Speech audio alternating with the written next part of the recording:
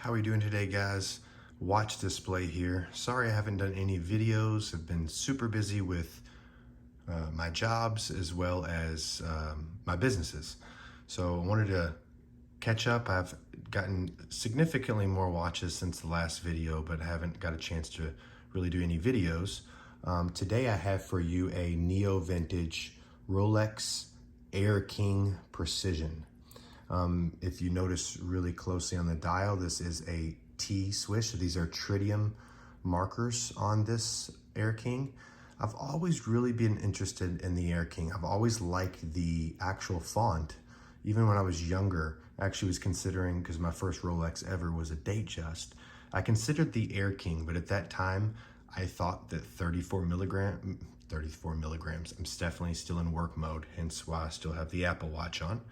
But I thought 34 millimeters was too small, so I never really gave it too much of a consideration. Well, I decided to get my daughter, who is 5, I decided to get her a cool watch. I have a feeling that these will go up in the future. They're not the easiest to sell, but I think they're super cool. And this one has the black dial, as you can see, and I always love the older style engine turn bezels on these. They're really cool.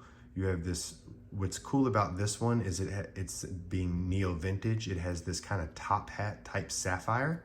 So it looks similar to an acrylic crystal or a plexi crystal. However, it is sapphire.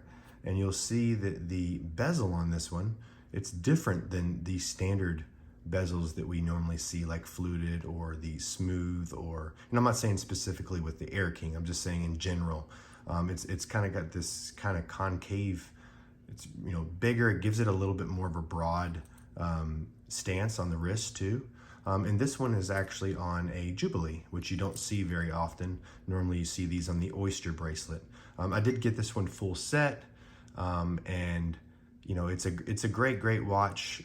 I think it wears good even on my 7.5-inch wrist. It's probably closer to 7 now. I am into fitness and I have been cutting significantly, so I've lost some weight.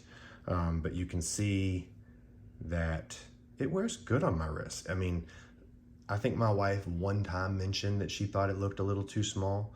I think it is perfectly doable. It's very comfortable, and it makes it even more comfortable that it's on the Jubilee. You can see that this one's in really good condition. It appears to be unpolished, and is just in excellent condition overall. So if you've ever considered an Air King but thinking it was too small, I do highly recommend to give it a try on the wrist. It probably would look a little bit more broad if you had this one on Oyster bracelet, but again, given this one will be eventually given to my daughter, and I actually prefer it on the Jubilee in terms of comfort. This Jubilee also is super tight. You always want to hang these up sideways to see.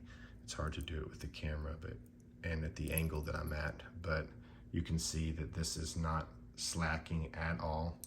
You can see even the back of this watch is in excellent condition. I probably wouldn't wear this one on a strap, but I might try it eventually. But again, this one is a early 90s serial, and I did get it full set, box and papers. But there it is, Rolex Air King, and this is a 14010. Alrighty, over and out. Have a great day. Check me out on Instagram at Watch Display.